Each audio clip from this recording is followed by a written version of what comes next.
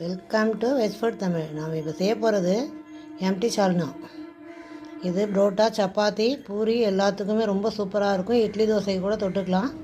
இது ரொம்ப சிம்பிள் செய்கிறது. எப்படி செய்யலான்னு பார்க்கலாம். வீடியோக்குள்ளே வாங்க. இப்போ நாம் செய்ய போகிறது எம்டி சால்னா.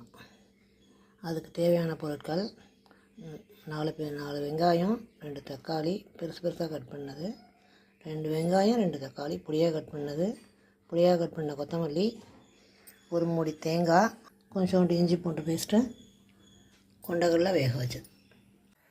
அடுப்பத்தை வச்சு 1 டேபிள் ஸ்பூன் எண்ணெய் வச்சாச்சு. இதில் எல்லாத்தையும் போட்டு நம்ம இப்போ வதக்கி எடுத்துக்கலாம்.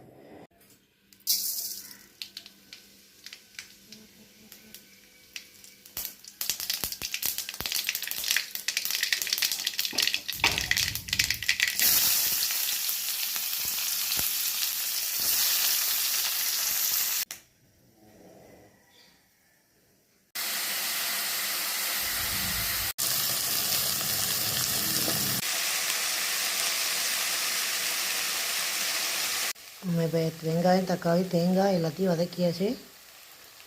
நம்ம ஆற வச்சு மிக்சியில் போட்டு எடுத்துக்கலாம். நம்ம இப்போ இதை அரைச்சி எடுத்துகிட்டு வந்தாச்சு வதக்கி வச்சதை. இப்போ சால்னாக்கு தேவையான மசாலா 2 ஸ்பூன் காஷ்மீரி தூள், 1.5 ஸ்பூன் தனி மிளகாத்தூள், 1 ஸ்பூன் கரம், 1 ஸ்பூன் சோம்புத்தூள், 1/2 டீஸ்பூன் மஞ்சள் தூள், தேவையான சால்ட். பிங்க் சால்ட் தான் நான் வச்சுருக்கேன். அது ப்ரெஷரை குறைக்கும், அதனால தான். இது கொண்டக்கடலை வேக வச்சு வச்சுருக்கேன். அந்த தண்ணியை அப்படியே ஊற்றிக்கலாம். நம்ம இப்படி எப்படி தாளிக்கலான்னு பார்க்கலாம். வெங்காயம் நல்லா வதங்கிடுச்சு. இப்போ நம்ம அரைச்சி வச்ச விழுதியில் ஊற்றிக்கலாம். அரைச்சி வச்ச விழுதை ஊற்றியாச்சு.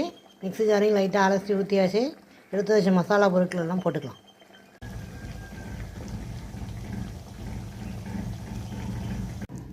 மசாலாலாம் போட்டு நல்லா கலந்து விட்டாச்சு. இது ஒரு 5 நிமிஷம் நல்லா கொதிக்கணும். கொதிக்கவும் இந்த கொண்டக்கடலை தண்ணியோடு ஊற்றிக்கலாம். அவ்வளோதாங்க. எம்டி சால்னா சரியாக கரெக்டாக முடிஞ்சிருச்சு. சூப்பராக ரெடி ஆகிடுச்சு. நம்ம இப்போ கொத்தமல்லி தூவி ஸ்டவ் ஆஃப் பண்ணிக்கலாம். அவ்வளோதாங்க. எம்டி சால்னா சரியாக கரெக்டாக முடிஞ்சிருச்சு. சூப்பராக ரெடி ஆகிடுச்சு. நம்ம இப்போ கொத்தமல்லி தூவி ஸ்டவ் ஆஃப் பண்ணிக்கலாம்.